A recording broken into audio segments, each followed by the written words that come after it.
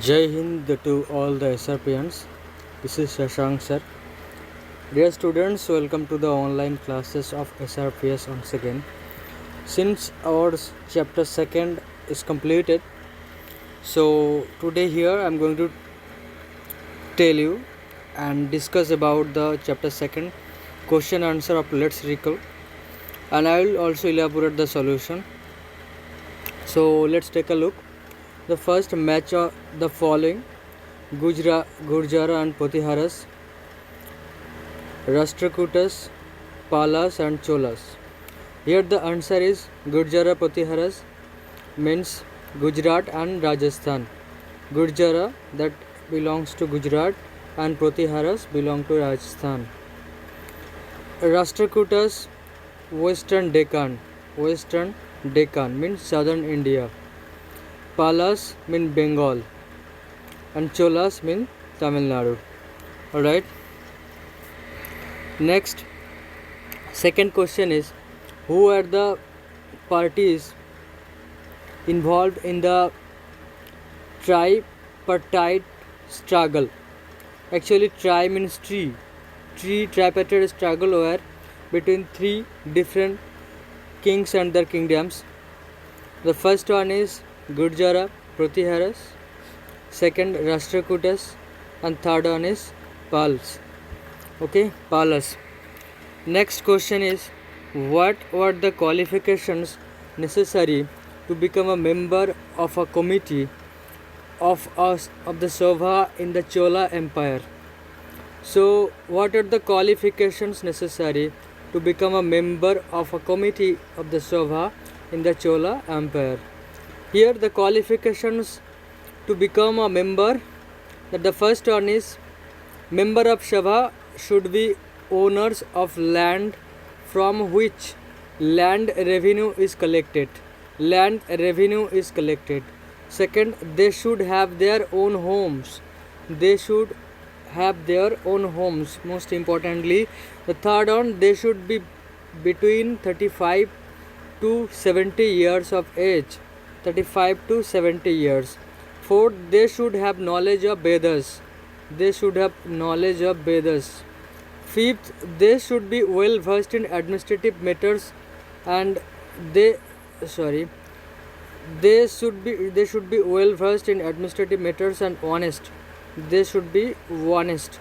Sixth, not has been a member of any committee in the last 3 years. They should not be a member of any committee. And 7, they should submit his accounts as well as of relatives to contest election. So this is all likely to be similar with the present conditions to be a member of a Sobha or a committee, or to be elected, to be an elected member as well. Now let's take a look for the question number 4. What are the two major cities under the control of Chahmanas? What are the two major cities under the control of Chahmanas? Here the two major cities are Delhi and Ajmer. Let's take a look very carefully. What are the two major cities under the control of the Chahmanas? Now let's understand question number 5. How did the Rashtrakutas become powerful? Actually, as you can see guys, here rise of the power of Rashtrakutas. Let me discuss point to point.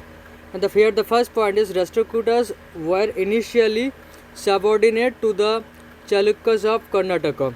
So Rashtrakutas were initially subordinate to the Chalukyas of Karnataka. Okay. And the second one, in the mid 8th century, chief of Rashtrakuta, the name of chief of Rashtrakuta was Danti Durga, overthrew his Chalukya overlord and performed a ritual called Hiranyagarbha, which gave him the title Kshatriya, even if he was not on by birth. Let me discuss it once again. In the mid 8th century, chief of Rashtrakuta, Danti Durga, overthrew his Chalukya overlord and performed a ritual called Hiranyagarbha.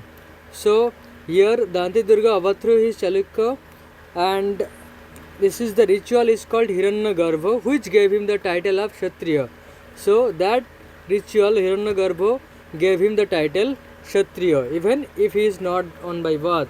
If he is not by birth, if you are not Kshatriya, then you can be a Kshatriya by performing a ritual that is named Hiranyagarbha. The third one is when they gained the power and wealth, they declared themselves independent for their overlords. Okay, so when they gain power and wealth, at the moment they get power and wealth, they declare themselves independent minded guys from their overlords. Overlords mean their superior powers. Okay, now the fourth point is they fought the Gurjara, Pratihara and Pala dynasties, fought for control over Kannauj to demonstrate their power. This is how they rose to the power. This is how they rose to the power. So here let's take a look the next question. Question number 6. What did the new dynasties do to gain acceptance? Actually, what are the new dynasties to gain acceptance? The first point is the new dynasties were based in specific regions, and existing kings often acknowledge them as their subordinates or samantas. So let's take a look. It's talking about samantas or subordinate. Second, they gained power and wealth to declare themselves Mahasamanta, Mahamandalavishara and so on. Okay, so Mahamandalavishara and so on. They asserted their independence from their own overlords. Now, fourth point, they performed rituals to declare themselves to be Kshatriya, as I told you earlier. The fifth point, they fought war with neighbors and neighboring regions to gain power and also build temple to acknowledge it. Okay, so what did the new dynasties do gain acceptance? All 5 points are important here. You have to write according to the question and their answers. Now 7. What kind of irrigation works were developed in Tamil region? Tamil region, as you know, in South India, the kind of irrigation works developed in the Tamil region. The first one is water from the channels of river Kaveri provided the necessary moisture of agriculture. So the banks of the Kaveri river that provided the necessary moisture for agriculture. Second one, some areas were dug in some places. Huge tanks were constructed to collect rainwater. So here rainwater is also important to do irrigation. And the third point is embankment or built to prevent flooding. Embankment means, so here embankment means dams and channels as well, and canals were constructed to carry water to the fields.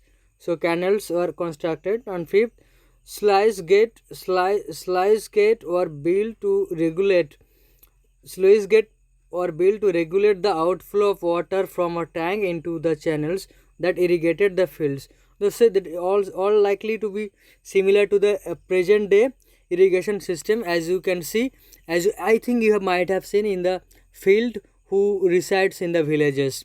And 8th and ultimate question, let me tell about it. What are the activities associated with the Chola temples? So here we are going to tell you about the activities of Chola temples. The first one, temple were centers of craft productions and were also endowed with the land by the rulers as well as by others. And second, they were not only places of worship but also were the hub of economic, social and cultural life as well. And the third point is priests, garland makers, cooks, sweepers, musicians, dancers, etc. live near the temple, and many activities performed in the temples. And ultimate points, temples are also associated with the making of bronze images, which are considered amongst the finest in the world. So here all about the new kings and kingdoms and their solutions. I hope you will like it, and in the next video we'll start with the test. So please be ready with it. Thank you very much.